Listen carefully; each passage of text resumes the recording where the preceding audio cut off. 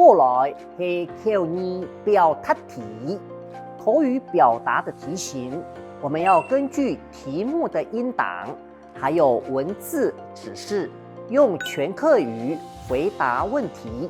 开始作答时，音档会提示请回答，回答的时间有20秒，请充分利用你的时间作答。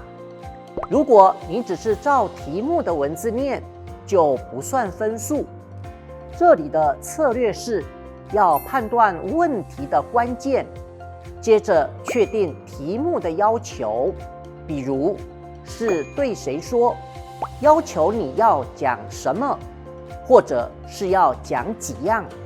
回答时，我们要延伸合理的关键情境，人和事都要包含。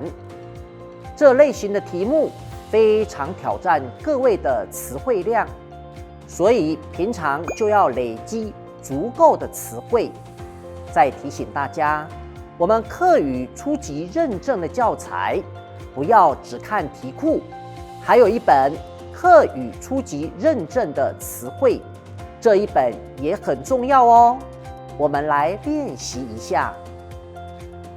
很多嘞，你下头简述，将同先生讲出至少3种镜头，请回答。所以，我们一开始要先来判断问题的关键，关键就是很多。我们要确定题目的要求，要对谁说？这里是对先生，也就是医生。你的回答要讲出对医生说的话。另外，题目还有一个要求是要讲几样，至少3种镜头，所以至少要讲3种。